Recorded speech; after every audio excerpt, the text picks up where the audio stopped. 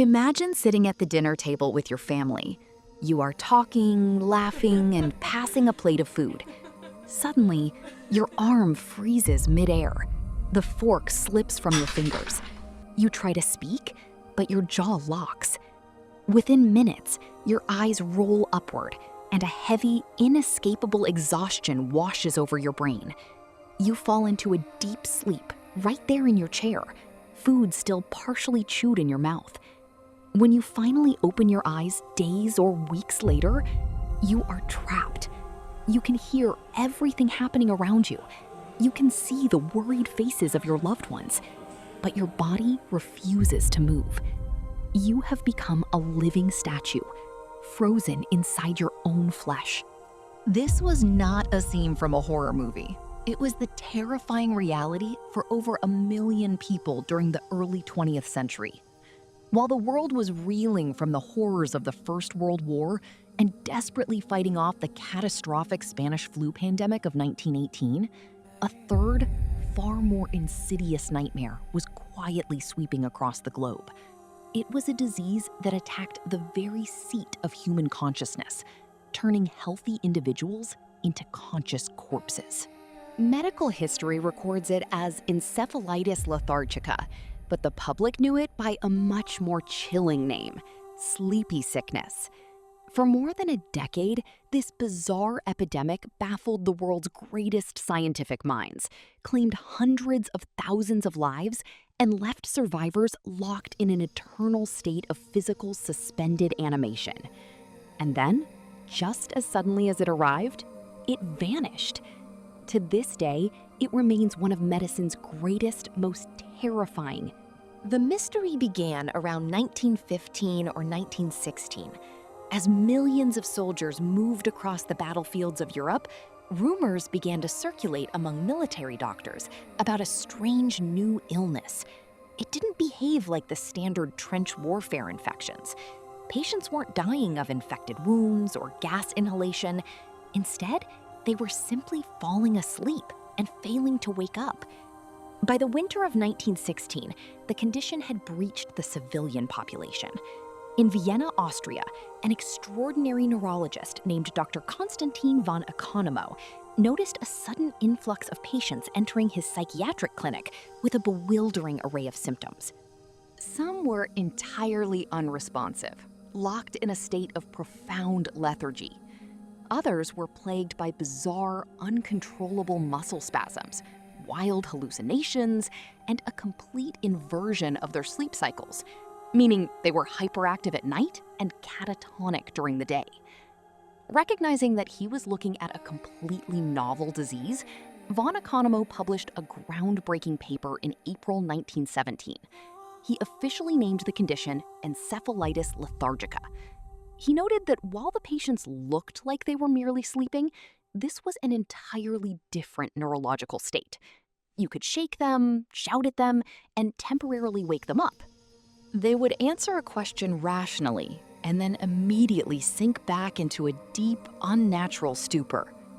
As von Economo was mapping out the disease in Vienna, a French physician named René Cruchet was independently documenting identical cases among soldiers on the Western Front.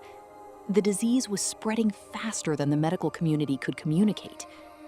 By 1919, the infection had broken out of Europe entirely, hitching a ride on returning military vessels. It exploded across the United States, Canada, Central America, India, and the Soviet Union.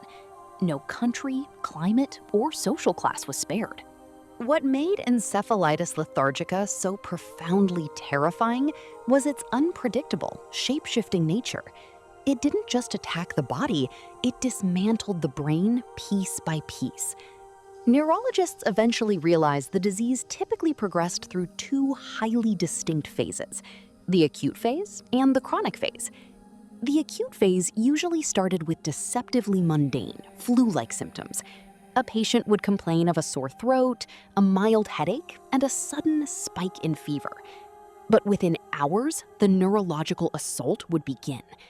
The hallmark symptom was hypersomnolence, an extreme, overwhelming drowsiness that the human will could not combat. Patients would drift off mid-conversation while walking down the street or while working at industrial machinery. Alongside this crushing lethargy came severe ocular disturbances. The virus, or whatever was causing it, heavily targeted the midbrain and the basal ganglia, the regions responsible for controlling movement, alertness, and eye function.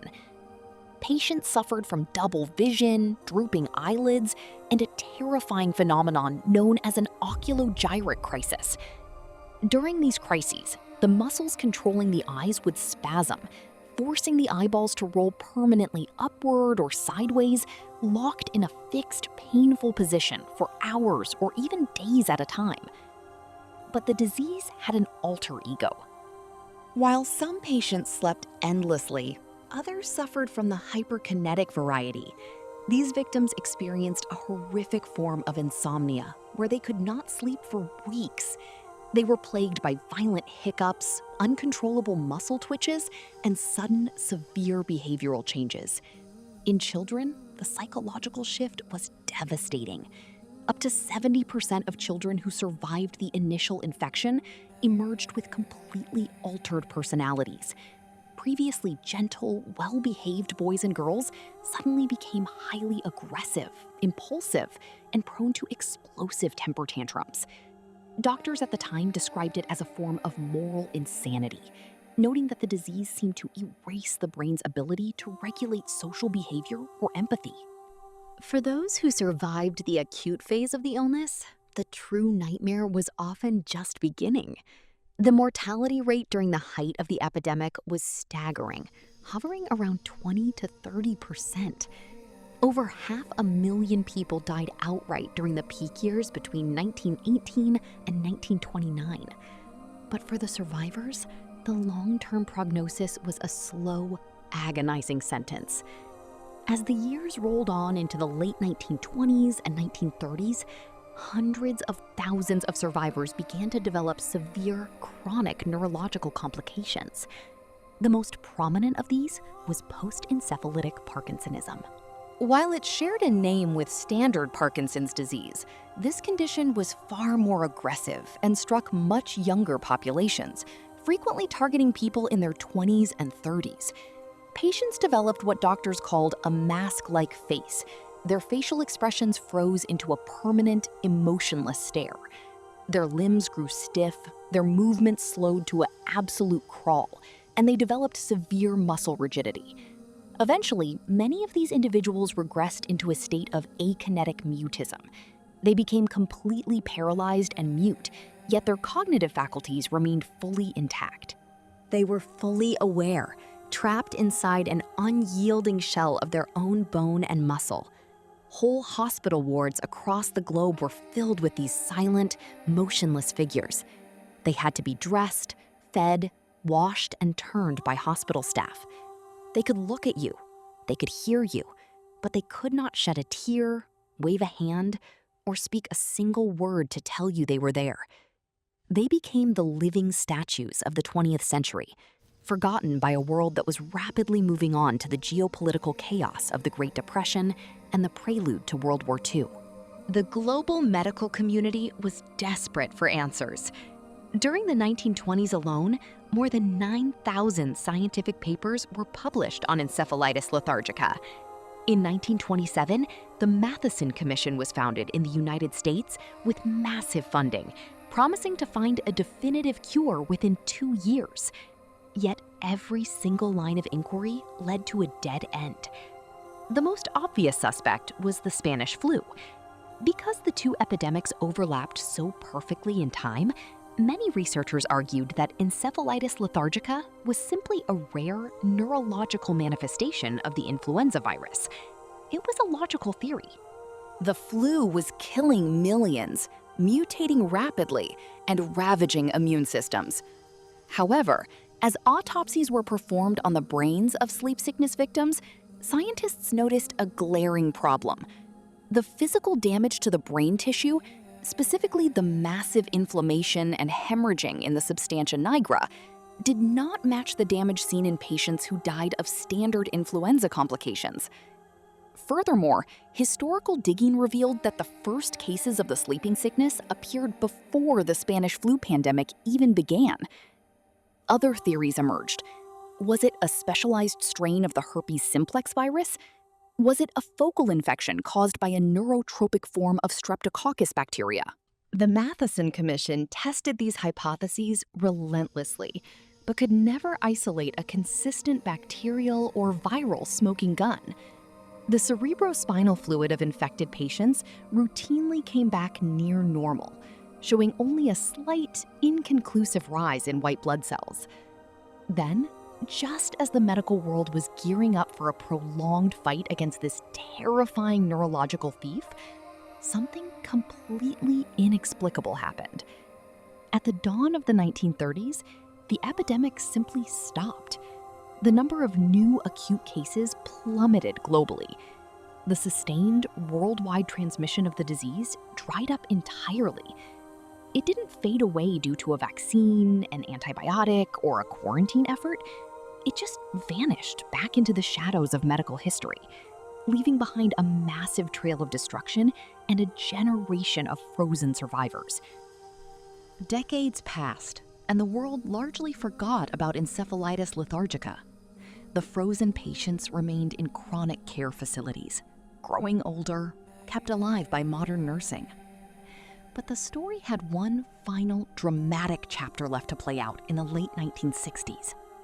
A brilliant young British neurologist named Dr. Oliver Sacks arrived at Beth Abraham Hospital in New York. There, he discovered a ward filled with dozens of these forgotten post-encephalitic patients who had been frozen in time for over 30 years.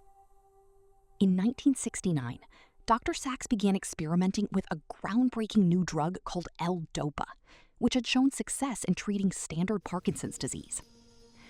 The results were nothing short of miraculous and deeply tragic. Upon receiving the drug, these living statues suddenly awoke. People who had not moved or spoken a word since the 1920s stood up, walked, talked, and laughed. They danced in the hallways, reunited with their aging families, and experienced a brief, beautiful resurrection of their lives. This incredible event became the subject of Dr. Sacks's famous book, Awakenings, which was later adapted into an Academy Award-nominated film. But the awakening was short-lived. The drug's effectiveness began to rapidly disintegrate. Patients developed severe tics, violent mood swings, and hallucinations. One by one, despite the frantic adjustments to their medication, the patients slipped back into their frozen, silent states. The window of light slammed shut, leaving them trapped once again. Today, Encephalitis lethargica remains an open cold case in the world of medicine. Modern scientific analysis of preserved brain tissue from 1920s autopsies has still failed to yield a definitive viral genome. The leading contemporary theory suggests the disease wasn't caused directly by a virus, but was instead a hyper-aggressive autoimmune response. The theory posits that a common, everyday infection, like a basic streptococcal sore throat, triggered a massive, catastrophic glitch in the immune systems of certain individuals, causing their own antibodies to misidentify and brutally attack the basal ganglia of their brains. While the massive epidemic has never returned, rare, isolated, sporadic cases still pop up around the world to this day, proving that whatever caused the nightmare of the 1920s is still lingering out there in the human population. In an era where medicine is continuously grappling with the complex, long-term neurological impacts of post-viral conditions, the ghost of the sleepy sickness serves as a stark, humbling reminder. We like to believe that modern science has mastered the microbes of the earth, but history proves that beneath the surface of our daily lives lies a hidden world of biological mysteries, silent predators that can emerge without warning, freeze us in our tracks, and disappear back into the dark before we ever figure out what they were.